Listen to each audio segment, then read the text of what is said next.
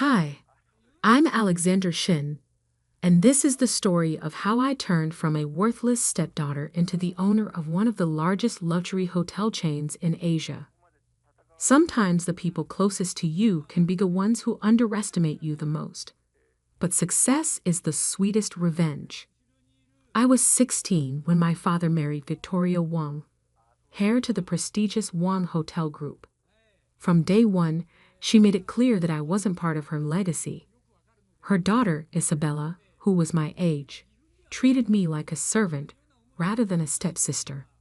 At least now you'll learn the value of hard work, Victoria would say with a smirk. The summer I turned 18, Victoria insisted I earn my keep by working at their flagship hotel in Singapore. Not in management training, like Isabella, but as a busser in their restaurant. Someone needs to learn humility, she told my father, who merely nodded, too invested in his new marriage to protest. What they didn't know was that I had inherited $50 million from my mother's family when she passed away. I kept it secret, living modestly while investing in tech startups and cryptocurrency.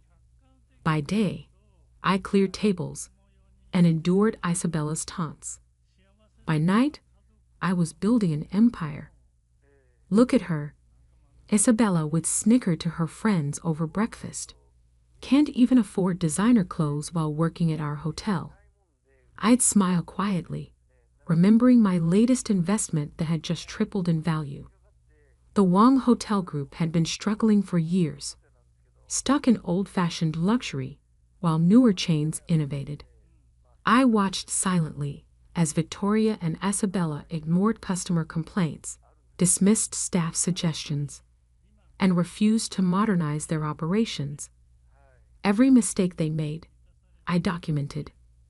Every opportunity they missed, I noted. Then came the COVID pandemic. While other hotels adapted with contactless check-ins and enhanced cleaning protocols, the Wang Group floundered. Their occupancy rates plummeted. Victoria blamed everyone but herself, firing loyal employees while Isabella posted poolside photos on Instagram. This is all temporary, Victoria assured the board. Our legacy will survive. But I knew better. I had spent 2 years learning every aspect of hotel operations from the ground up, not from a cushioned executive office like Isabella. Through a series of shell companies, I began buying shares in the Wang Group whenever the price dipped. Nobody noticed the quiet accumulation. Victoria was too busy planning Isabella's elaborate 21st birthday party at their half-empty flagship hotel. The party was a garish display of wealth they no longer had. Alexandra, Victoria called out as I passed with a tray of champagne. Since you're here, make yourself useful and help the serving staff. Isabella's friends giggled, taking photos of me in my service uniform. I served drinks with a smile, knowing what would happen at tomorrow's shareholders' meeting. Through my shell companies, I now owned 45% of the Wang Group. The other major shareholders, frustrated with Victoria's mismanagement, had secretly agreed to sell their shares to me. The next morning, I changed from my usual simple clothes into a tailored Channel suit. When I walked into the shareholders' meeting, Victoria didn't even recognize me at first. Isabella was too busy texting to notice my entrance. As you all know, Victoria began, her voice strained. The past 2 years have been challenging. The board has suggested selling the group to a major international chain. She paused, fighting back tears. While this pains me deeply, we must consider all options to protect our legacy. That's when I stood up. The room fell silent as I walked to the podium. Victoria's face contorted in confusion. What are you doing here? This meeting is for shareholders only. I smiled, pulling out a folder. Oh, but I am a shareholder, Victoria. In fact, I nodded to my lawyer, who distributed documents to the board members. Through my investment firms, I own 45% of the Wong Hotel Group, and I have agreements to purchase another 30% from other shareholders. Isabella dropped her phone. Victoria grabbed the documents, her hands shaking. This is impossible. You're just a busser? I finished for her. That's where you were wrong. While you were busy protecting your legacy, I was building my own. My net worth currently stands at $2 billion, and I've spent the last 2 years learning this business from the ground up. Something you and Isabella never bothered to do. The room erupted in chaos. Board members whispered urgently, some nodding in approval. Isabella had turned pale, gripping her mother's arm. Victoria stood frozen, the papers trembling in her hands. You see, I continued, my voice steady. I learned something valuable while buzzing tables at your hotel. Success isn't about legacy or status. It's about understanding your business from every angle, respecting your employees, and adapting to change. I pulled up a presentation showing my plans for modernizing the hotel group. I'm prepared to buy out all remaining shareholders at a 20% premium to market price. And I have detailed plans to restore this company to its former glory. Victoria finally found her voice. Your father won't allow this. He has no say in the matter. I cut her off. Dad may have married into your family, but I built my own empire. Would you like to see my other holdings? I gestured to my assistant, who distributed more documents. Isabella had started crying, mascara running down her cheeks. All those times she'd mocked my simple clothes and starter car, she'd never imagined I was worth more than their entire family combined. The board voted unanimously to accept my offer. In one morning, I had become the majority owner of the Wong Hotel Group. As shell-shocked board members filed out, I turned to Victoria and Isabella. Don't worry, I said softly. I won't fire you immediately. In fact, I think it's time you both learned the business from the ground up. Isabella, you can start by buzzing tables tomorrow. Victoria, housekeeping needs help on the 3rd floor. Victoria and Isabella showed up the next morning looking like they'd aged years overnight. Isabella's designer outfit had been replaced with the standard staff uniform. Her perfectly manicured nails, now hidden beneath rubber gloves. This is illegal, Victoria sputtered as she watched Isabella awkwardly handle a bus tub. You can't demob us like this. We'll sue. I smiled, remembering all the times they'd forced me to work double shifts. Actually, I can. The board has given me complete control over staffing decisions. But don't worry. Unlike you, I believe in fair treatment. You'll both receive the standard employee wage, plus tips. The news of my takeover spread through the hotel industry like wildfire. TechHBILIONARE reveals secretly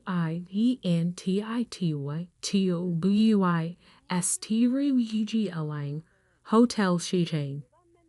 The headline screamed. My phone exploded with calls from business journalists wanting to know how the hidden heiress had pulled off such a spectacular coup. But I wasn't interested in publicity. I had work to do. The first month was chaos. Victoria tried to sabotage operations by encouraging loyal employees to quit. Instead, they came to me with recordings of her attempts. We've waited years for someone to fix this place, my former supervisor told me. We're on your side. Isabella lasted 3 days as a busser before having a meltdown in the middle of the lunch rush. I can't do this, she screamed, throwing down her towel. Do you know who I am? Yes, I replied calmly, helping a startled guest with their water. You're an employee who just abandoned their station. That's grounds for immediate termination. Would you like to reconsider your actions? She stayed, But her Instagram posts changed dramatically. Gone were the poolside photoshoots and champagne brunches. Now she posted about learning humility and understanding the value of hard work. Her followers ate it up, calling her inspirational. Meanwhile, I began implementing changes I dreamed up during those long nights clearing tables. We introduced mobile check-in, upgraded our sustainability practices, and revamped our customer service protocols. Every employee, from housekeeping to management, received comprehensive training and better benefits. "You're going to bankrupt us with these expenses," Victoria warned during a staff meeting, her housekeeping uniform wrinkled from actually cleaning rooms. "Strange," I replied, pulling up our financial reports. "Our occupancy rates have increased 40% since implementing these changes. Customer satisfaction scores are at an all-time high. Care to explain why treating employees well and modernizing our services is bad for business?" She had no answer. 3 months into my ownership, my father finally worked up the courage to visit. He found me in my office, my former break room that I'd converted into a modern command center. "Alexandra," he began, looking older than I remembered. I didn't know." "That's the problem, Dad," I said, not looking up from my laptop. "You never bothered to know anything about me. Too busy with your new family to notice your daughter was building an empire." He sank into a chair, his shoulders slumping. "When your mother died, I was lost. Victoria seemed like a way to give you a new family, a stable future. I never imagined that I didn't need your help," I finished. "That I could succeed without you, or that your new wife would treat your daughter like a servant." Tears filled his eyes. "I failed you. Completely and utterly failed you." For the first time in years, I saw my father, really saw him. Not the man who'd abandoned me for his new family, but the broken man who'd lost his way after Mom died. "You did," I agreed. "But it's not too late to start over, if you're willing to earn back my trust." He nodded eagerly. "Anything." "Good, because I need a new maintenance supervisor, someone who knows engineering like you do. But you'll start at entry level, like everyone else." He smiled through his tears. "When can I start?" Over the next year, the Wong Hotel Group transformed. We expanded sustainably, acquiring struggling boutique hotels and modernizing them while preserving their unique character. Our employee satisfaction scores soared, and turnover dropped to industry-leading lows. Victoria eventually quit, unable to handle taking orders from her former stepdaughter. Last I heard, she's living in a modest apartment, writing a memoir about losing it all. Isabella, surprisingly, stuck it out. She worked her way up from bussing tables to restaurant management, earning every promotion through actual merit. As for my father, he thrived in maintenance.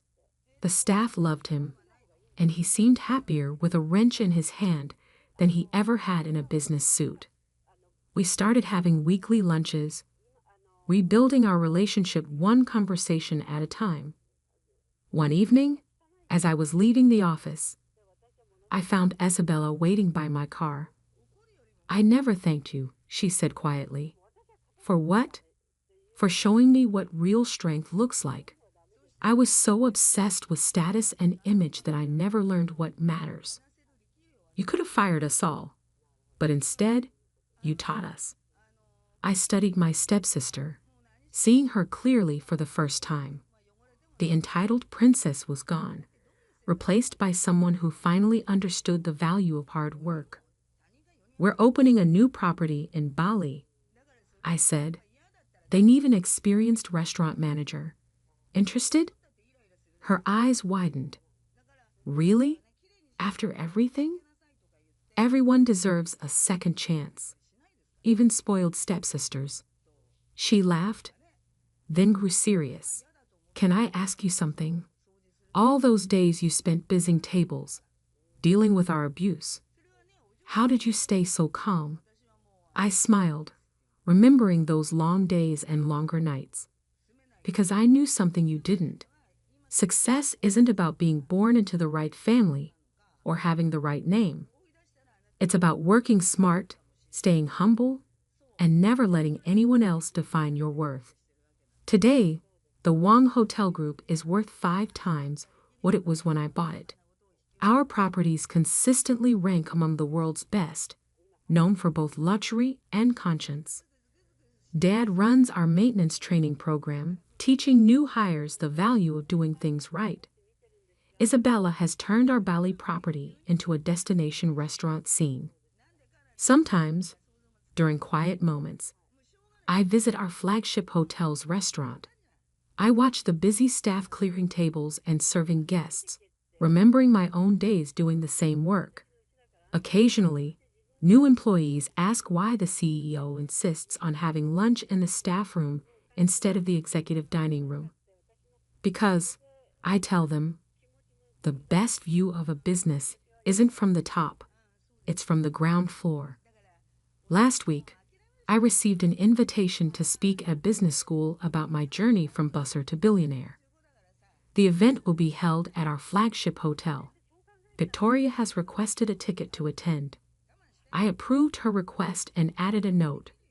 Dress code is business casual.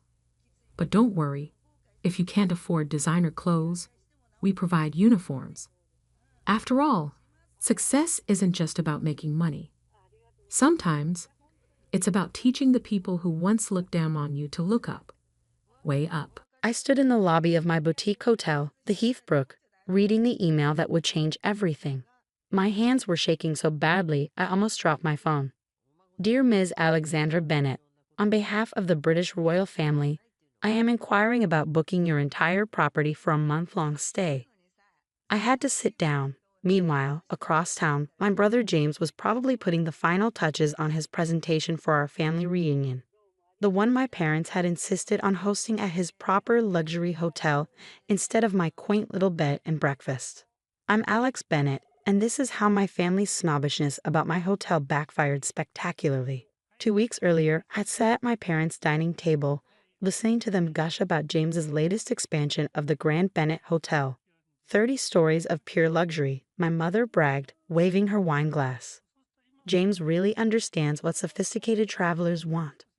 I bit my tongue. The Grand Bennett was exactly what you'd expect from my brother. Flashy, overpriced, and about as personal as a credit card statement. Everything was chrome and glass, with rooms that looked identical to any other high-end chain hotel. The family reunion has to be there, my father declared.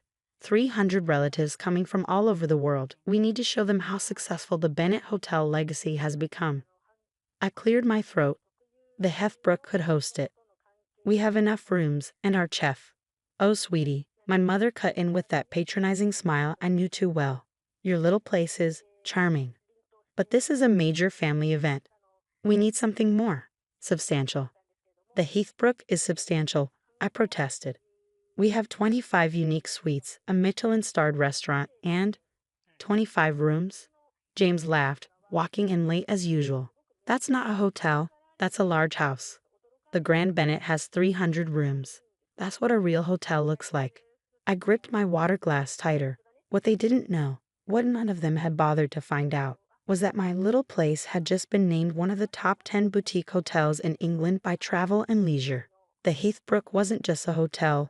It was my vision of what hospitality should be. I'd bought the historic manor house 3 years ago, when everyone said I was crazy to leave the family business. James had even bet our father that I'd fail within 6 months.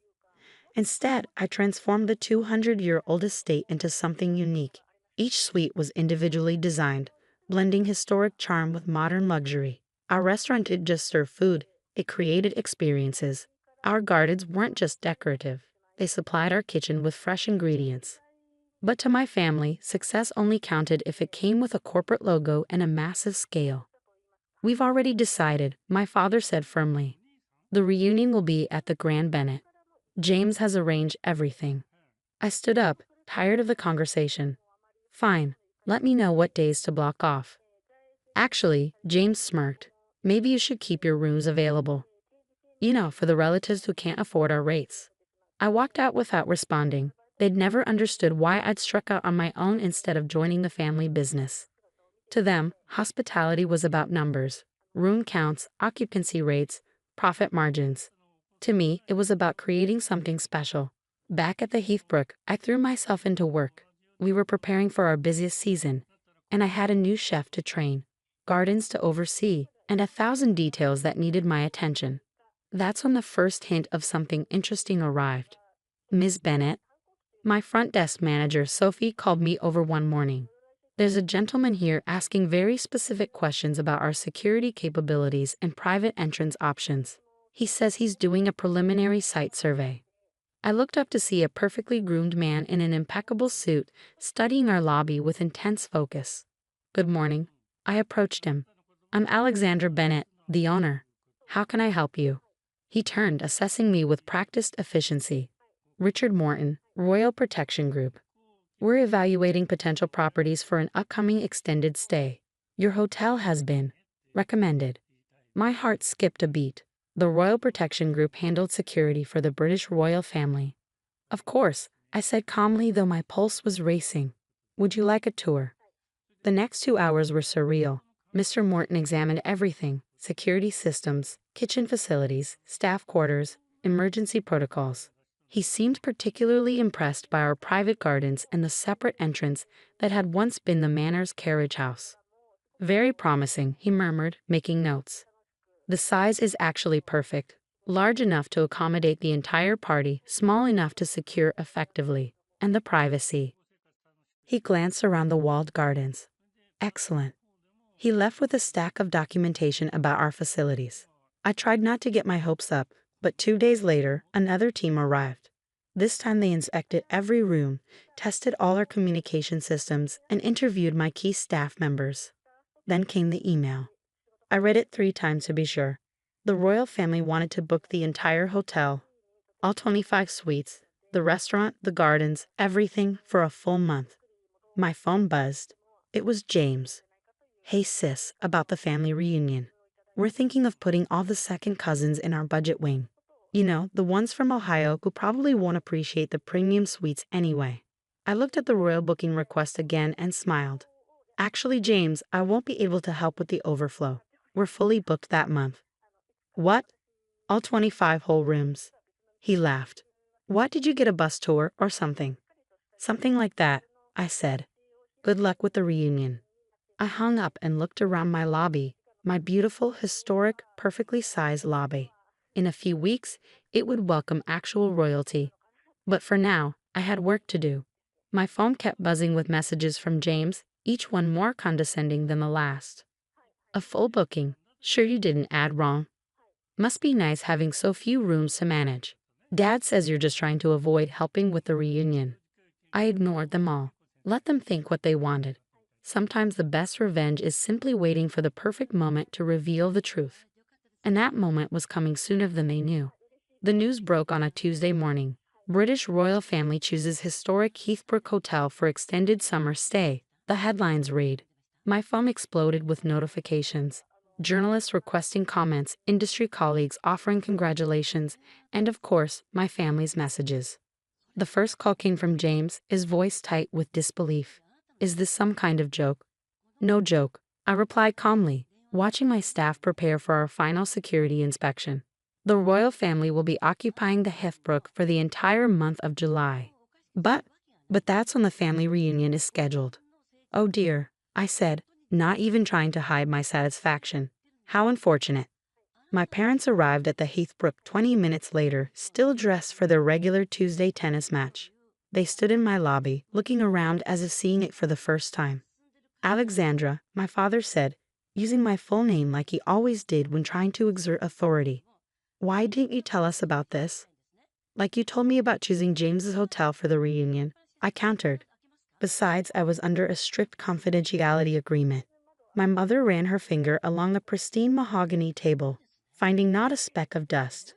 But surely they looked at the Grand Bennett too. James's hotel is so much more. modern. Actually, I smiled. They specifically wanted the Heathbrook. Something about appreciating historic properties with character and discretion. James burst through the door, waving his phone. This is ridiculous. I've already arranged everything for the reunion. 300 rooms blocked off, special menus planned. And now you have 300 empty rooms. I finished. Maybe you can fill them with some bus tours. He flushed red at hearing his own words thrown back at him. You did this on purpose. Did what? Run my little place so well that it attracted the most prestigious clients in the country. Yes, I did do that on purpose. But what about the family reunion? My mother pressed. We can't cancel it now.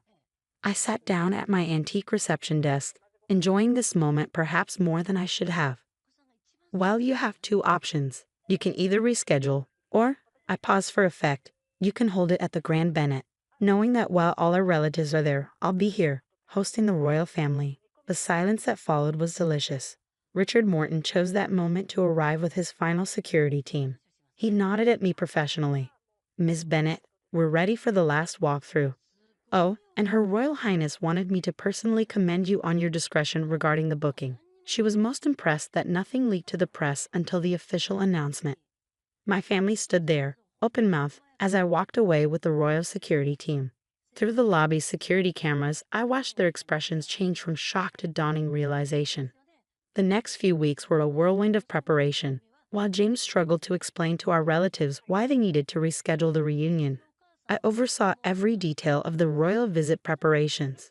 My staff, always professional, rose to new heights of excellence. Then came the day of arrival. I stood with my team as the royal motorcade pulled up to our private entrance. The next hours were a blur of perfect service and flawless execution. Every detail we prepared, every special touch we planned, went off without a hitch. That evening, I received a personal note of thanks from Her Royal Highness, praising the hotel's charm, service, and attention to detail. I took a photo of the note and sent it to our family group chat, which had been suspiciously quiet lately. The responses came quickly. Mom, darling, we may have underestimated your vision. Dad, very impressive, Alexandra. James, whatever. It's just one booking. But it wasn't just one booking. The royal stay put the Heathbrook on the global luxury map. Suddenly, my 25 rooms were the most sought-after accommodations in England. Our waiting list stretched months into the future. James's hotel, meanwhile, struggled with the aftermath of the canceled reunion. Several relatives had refused to rebook, asking instead to be put on the Heathbrook's waiting list. 1 month later, I sat in my office, reviewing the latest press coverage. Forbes had just named the Heathbrook the top boutique hotel in Europe. Travel and Leisure was running a feature on our farm-to-table restaurant, and Condé Nast Traveler had dubbed us the crown jewel of British hospitality. My phone buzzed. James again. Listen, he started, his voice unusually humble. I've been thinking. The Grand Bennett's occupancy rates are down, and our reviews. Well, maybe we could discuss some sort of collaboration. Your expertise with our resources. I looked out my window at the perfectly maintained gardens where the royal family had taken their afternoon tea just weeks ago. Sorry, James, I replied. The Heathbrook isn't interested in collaborations right now. We're quite busy with our waiting list. But I hear there are some lovely bus tours looking for accommodations.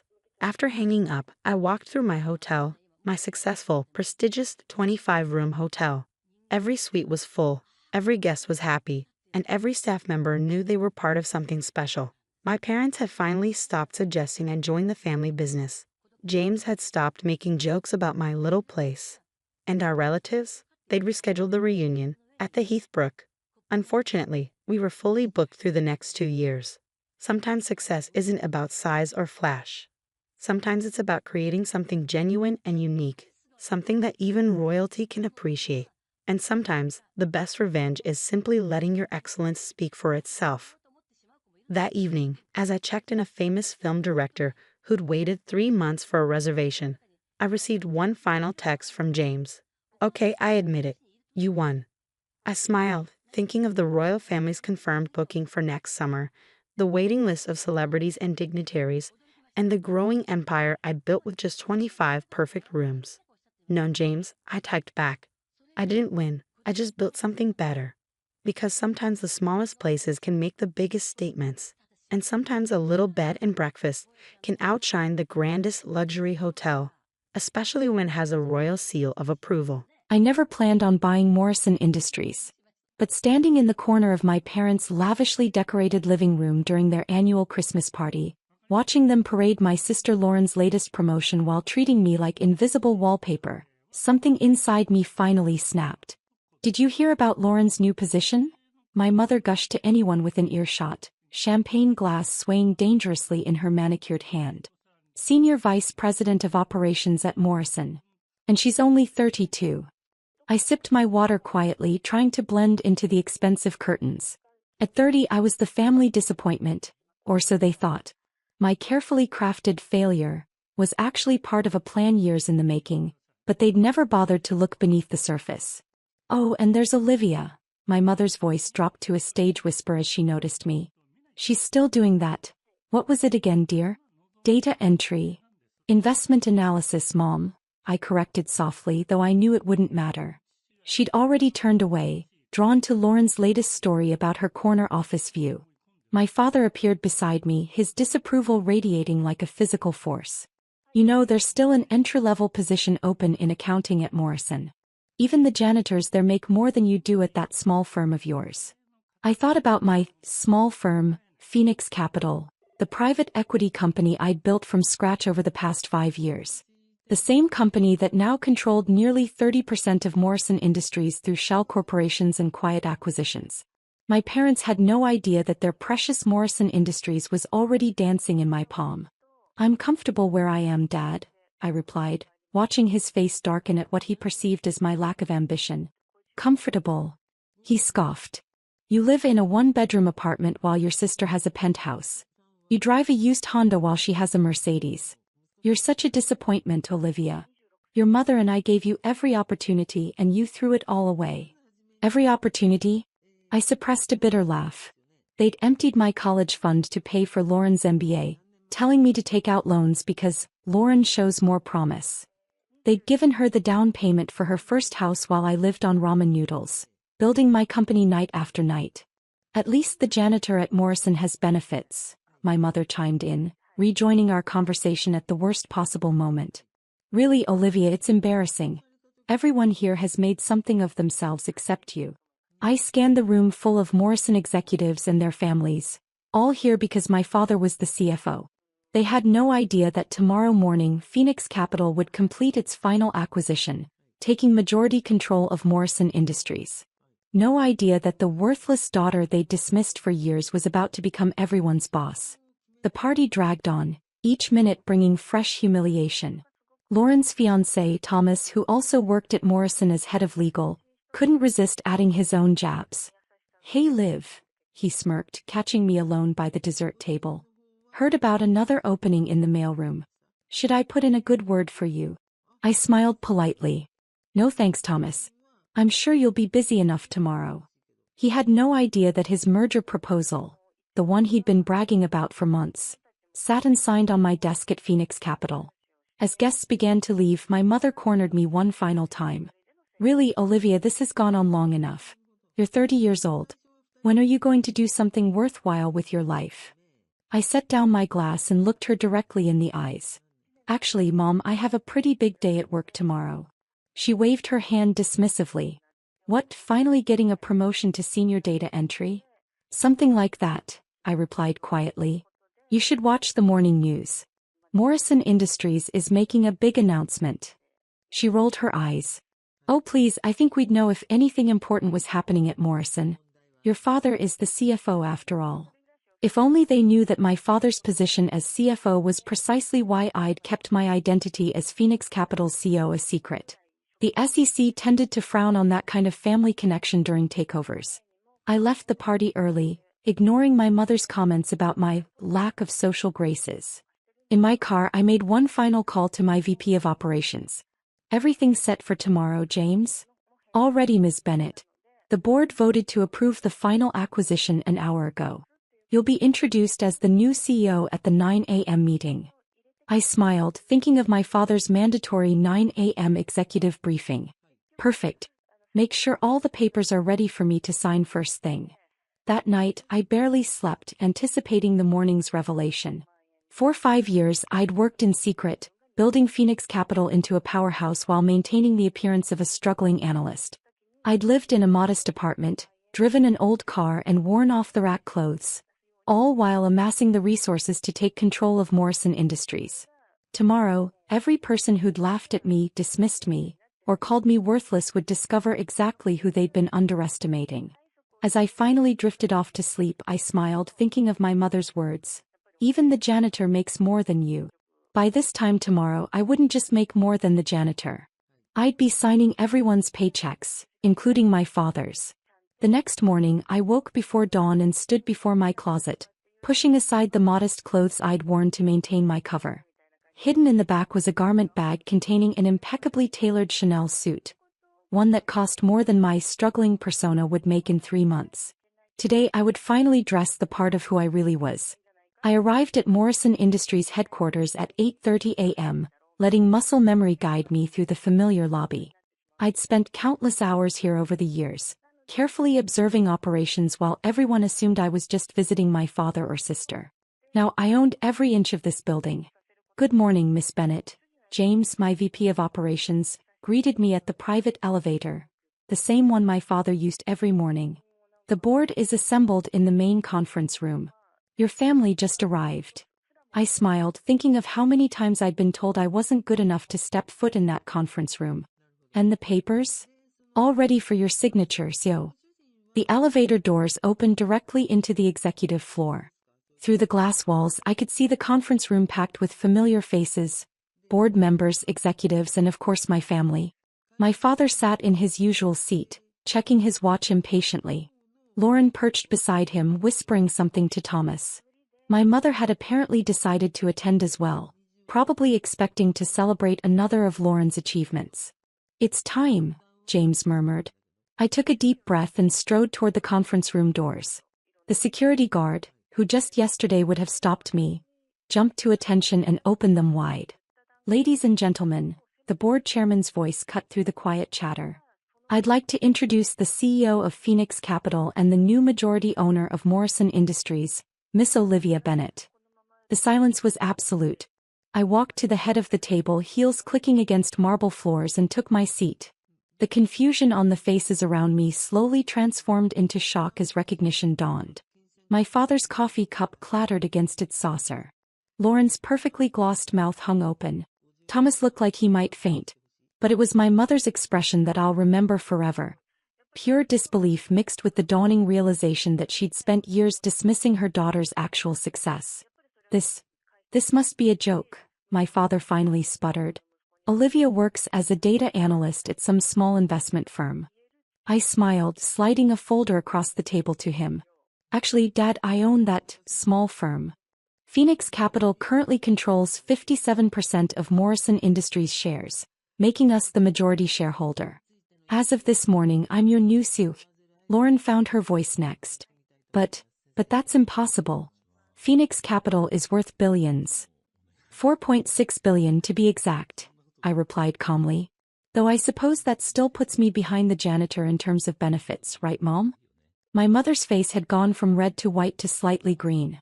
She gripped the edge of the table as if it might steady her world, which was currently turning upside down. "Now then," I continued, opening my leather portfolio, "let's discuss some changes. First, the merger proposal." I turned to Thomas, who somehow managed to shrink in his expensive suit. "Your work on this was, let's say, lacking. We'll be bringing in outside counsel to revise the terms." Thomas swallowed hard. I noticed Lauren's hand slip from his arm. "Next, operations." I met Lauren's eyes. "Your department's performance has been disappointing. We'll be conducting a full audit starting tomorrow." "You can't do this," my father interrupted, his face flushed with anger. "I'm the CFO. Actually, Dad, I can." "And about that?" I nodded to James, who distributed another set of documents. "Given the obvious conflict of interest, we'll need your resignation effective immediately. Don't worry, your severance package is quite generous." The board members watched in silent fascination as my family's carefully constructed hierarchy crumbled. Years of their dismissive comments and casual cruelty played through my mind. Even a janitor makes more than you. When are you going to do something worthwhile? You're such a disappointment. Now they sat before me, their positions and power dependent entirely on my decisions. Of course, I added, if anyone objects to these changes, you're welcome to seek employment elsewhere. Though I should mention that Phoenix Capital has significant influence with most major firms in the industry. My mother finally found her voice, though it quivered. Olivia, honey, we didn't know. We never meant to treat me like I was worthless.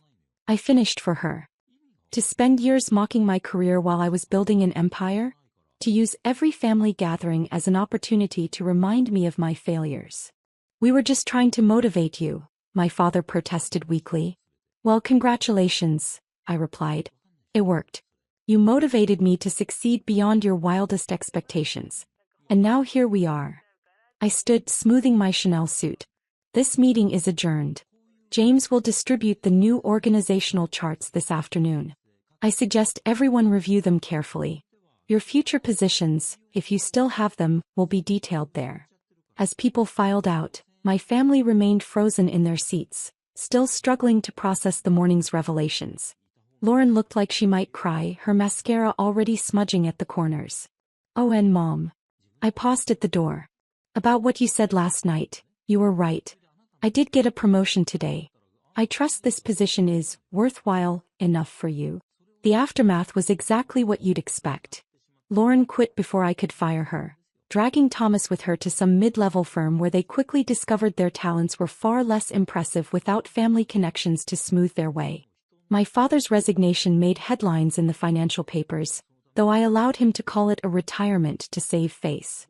My mother tried to rewrite history, telling anyone who would listen that she'd always believed in me.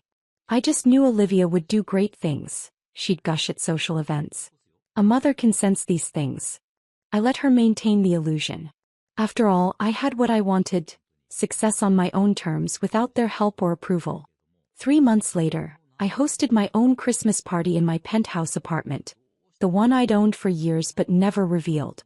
I invited the entire Morrison Industries board, along with key executives and their families. My parents and Lauren received invitations too, though I knew they wouldn't come. Standing at the window overlooking the city where I'd built my empire in secret, I thought about the long path that led here. Every dismissive comment, every mockery, every well-meaning criticism had become fuel for my success. My assistant approached with a message. My mother had called asking if we could have a family dinner to discuss everything. I smiled, thinking of all the family dinners where I'd sat silently, enduring their judgment. Tell her my schedule is quite full, I replied. Even the janitor makes more appearances at family functions than I do these days. Sometimes success isn't about proving others wrong. It's about proving yourself right. And as I stood in my penthouse, running the company my family never thought I could even work for, I knew I'd done exactly that. They'd called me worthless, but I'd built something priceless. They'd dismissed my potential, but I'd exceeded even my own expectations. And most importantly, I'd learned that the best revenge isn't showing others what they lost. It's showing yourself what you can gain when you stop seeking their approval. The view from the top isn't about looking down on others. It's about finally seeing clearly just how far you've climbed. The snow was falling gently outside the Anderson family mansion as I stood in the lavish foyer, holding a homemade apple pie. My mother-in-law, Victoria Anderson, looked at my offering like it might bite her, her perfectly manicured nails drumming against her designer dress. Really, Emma? Store-bought would have been better. She didn't even try to hide her disdain. Behind her, my husband James shifted uncomfortably, suddenly very interested in his expensive loafers. I'd spent hours baking that pie, following my grandmother's recipe. But of course, nothing I did would ever be good enough for Victoria Anderson, who considered anything homemade hopelessly common. And that dress, she circled me like a shark scenting blood. I thought we discussed the dress code for our family Christmas Eve dinner. My simple green dress had cost a month's worth of careful saving. Not that Victoria would understand the concept of budgeting, not with her husband Thomas's banking fortune supporting her every whim. I think Emma looks nice, my sister-in-law Rachel offered weakly, but quickly fell silent under her mother's glare. Nice isn't what we do here, Victoria snapped. The Rockefellers are joining us tonight. The governor's family will be here. We have standards to maintain. I caught my reflection in one of the many gilt-framed mirrors. At 32, I looked younger than Victoria's Botox 60, but apparently that didn't matter when you were wearing last season's dress from a department store. "Where's your jewelry?" Victoria demanded. "Surely James has bought you something suitable by now?" Her eyes narrowed at my simple pearl necklace, my mother's last gift before she passed. "Mom," James finally spoke up, though he wouldn't meet my eyes. "Maybe we should." "Maybe we should what?" Victoria rounded on him. "Continue pretending your wife fits into our world?" "Really, James, when you said you were marrying a kindergarten teacher, we assumed it was a phase." 5 years. 5 years of these subtle digs and not so subtle insults. 5 years of James promising to stand up to his mother, then folding like a house of cards the moment she raised an eyebrow. "Victoria," I started, my voice steady despite the hurt. "I understand you have certain expectations." "Expectations?" She laughed, the sound sharp as breaking glass. "My dear, I expected my son to marry someone who understands our world. Someone who could handle the responsibilities of being an Anderson. Instead," she gestured at me dismissively, as if my entire existence was an affront to her sensibilities. "Instead, he brought home someone who thinks a homemade pie is an appropriate offering for a five-star catered event. Someone who shows up in off the rack when every other guest will be in Channel and Dayor." The front door chimed. Through the frosted glass, I could see the silhouettes of the first guests arriving. "Mom's right," James said quietly, still not meeting my eyes. "Maybe it would be better if you didn't stay for dinner." The betrayal shouldn't have hurt. It wasn't the first time he'd chosen his mother over me. But something about this moment on Christmas Eve, with snow falling outside and my grandmother's pie still warm in my hands, broke something inside me. "Better for whom, James?" "Emma, don't make a scene," Victoria hissed. "The Rockefellers are here. Just go home. We'll discuss this after the holidays." I looked at my husband, still fascinated by his shoes. At Victoria, already plastering on her society hostess smile. At the pie in my hands, made with love and care for people who had never shown me either. "You know what? You're right." I set the pie down carefully on the marble entrance table. "I don't belong here. I never did." Finally, Victoria sighed. "She sees reason." "James, show her out the back door. We wouldn't want the guests to—" "Oh no," I interrupted, my voice carrying clearly through the foyer. "I'll use the front door, just like all your other guests." Victoria's face paled. "You wouldn't dare make a scene." But I was already walking to the door, my head held high. I pulled it open just as Harrison Rockefeller and his wife were about to ring the bell again. "Emma." Harrison's face lit up with genuine warmth. But I was already walking to the door, my head held high. I pulled it open just as Harrison Rockefeller and his wife were about to ring the bell again. "Emma." Harrison's face lit up with genuine warmth. "Nothing serious, I hope." The children would be devastated if anything happened to their favorite teacher. "Nothing I can't handle," I assured her, noting Victoria's confusion with grim satisfaction. "Please enjoy your evening, and tell Emily she was a wonderful angel." I stepped out into the snow, leaving Victoria to explain my absence to the governor's wife, who was now approaching with her daughter, another of my students. What Victoria didn't know, what none of them knew, was that my little kindergarten teacher's salary wasn't my only source of income. The inheritance my mother left me had grown substantially under careful management. The educational software company I'd built in my spare time had just been valued at 8 figures.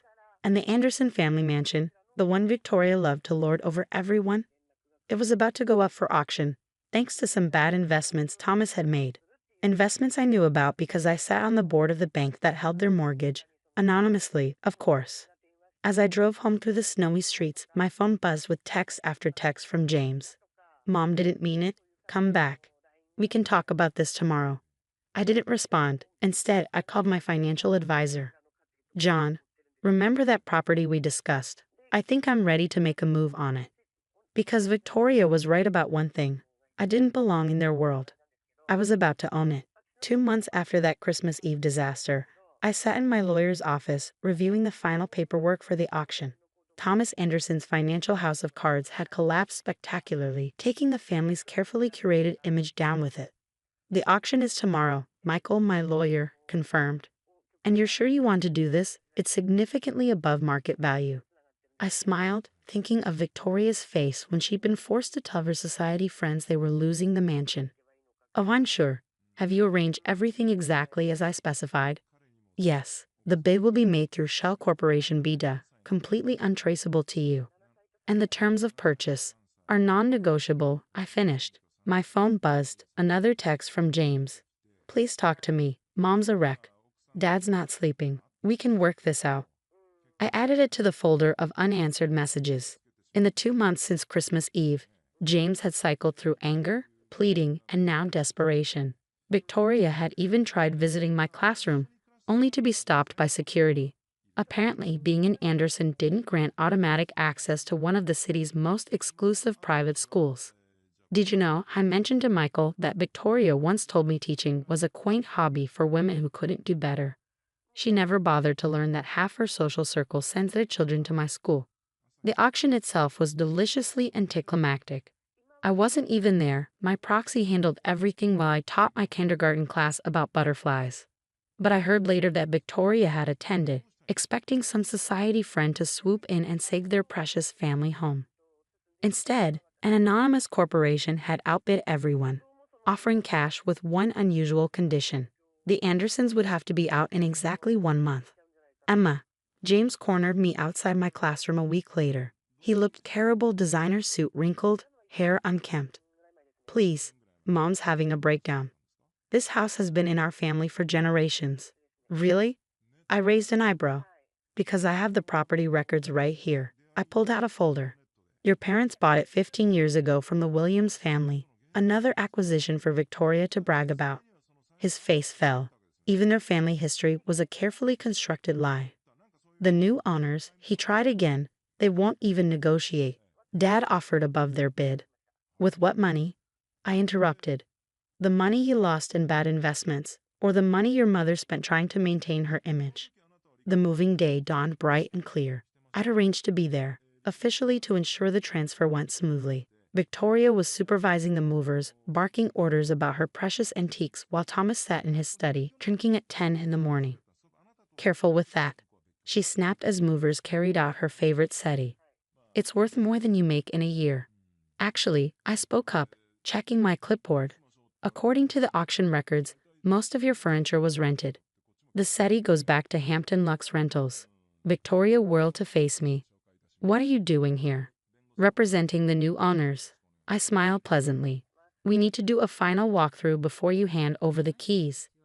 You, she sputtered, you have no right.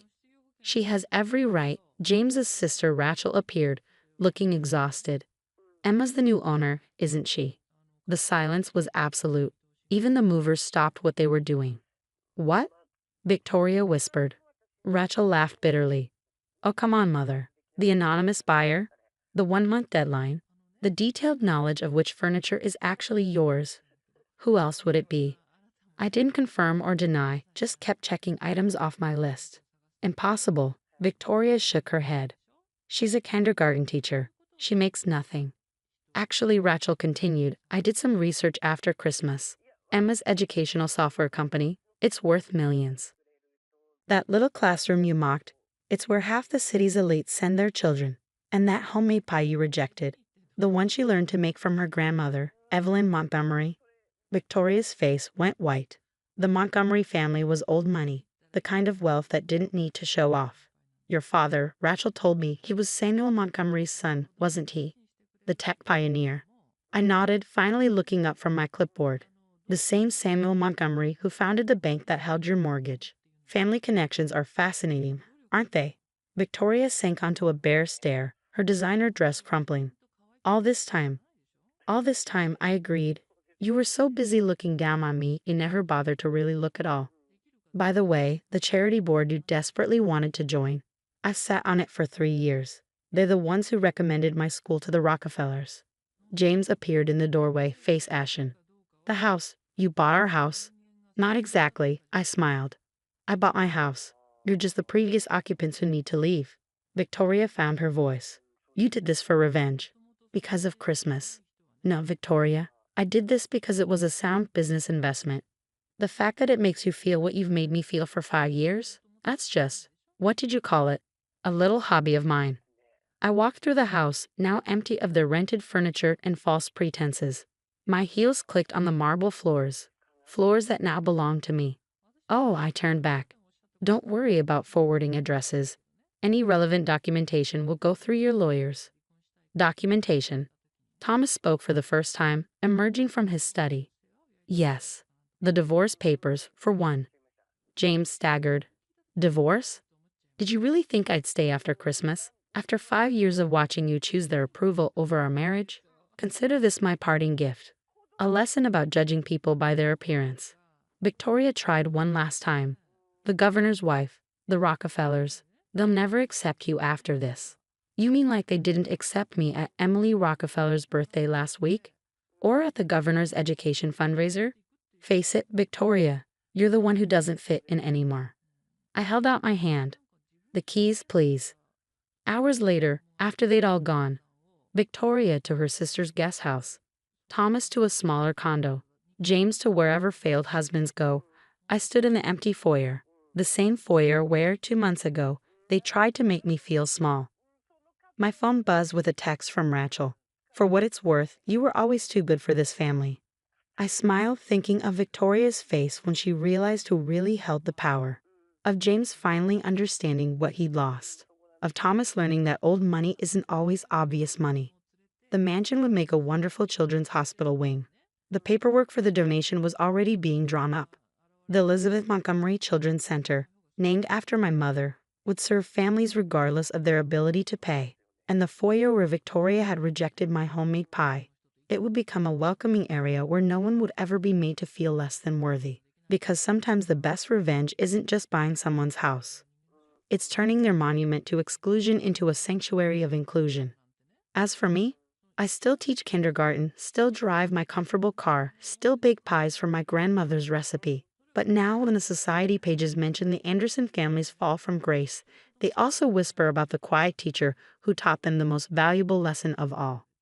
Never judge a book by its cover, especially when that book might own your mortgage.